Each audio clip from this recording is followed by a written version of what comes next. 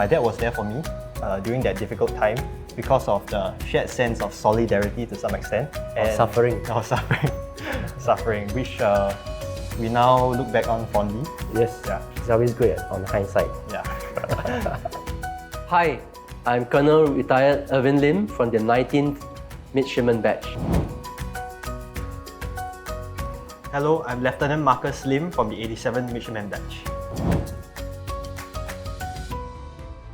Some of the soft skills that you pick up through Midshipman School is, of course, leadership, in terms of taking charge of, for example, your batch mates through COMEX or even MSTD.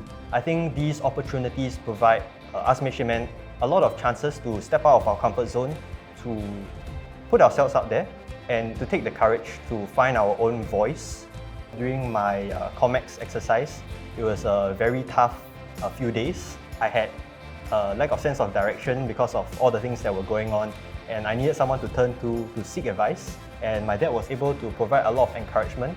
There's a sense of deja vu. I feel like, well, I've been there before. When he has ups and downs, hopefully I'm there to give you some good advice, to point you in certain directions. So it's good that we can discuss these things as father and son. I think it's a unique and special relationship and opportunity. It is something that I think brought us closer together. My late father joined the Navy during the confrontation days as a volunteer. And when we became independent in 1965, he was asked to step forward to help start the Navy as one of the pioneers. He took to it like a duck to water, and the Navy gave him many opportunities to contribute. And being CO MIDS is one of them.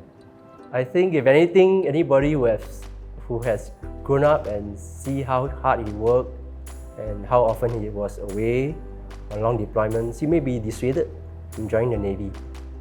For me, he exemplified the values, I think, that actually made me join.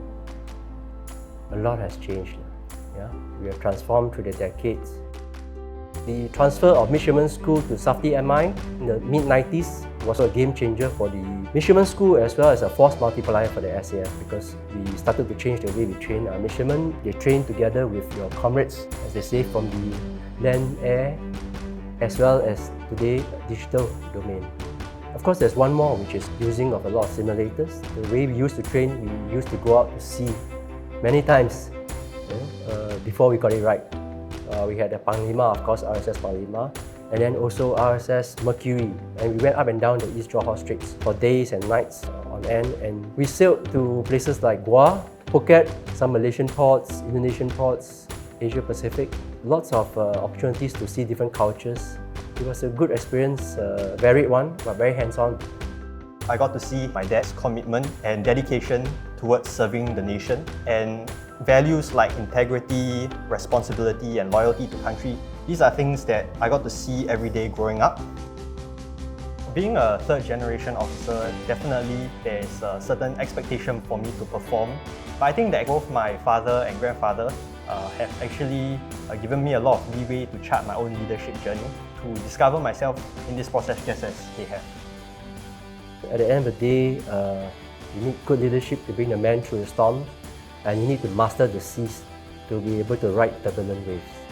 I look forward to continue to share with future younger officers stories that my father as well as my grandfather have shared with me, and also to impart the values that they have shaped in the Navy.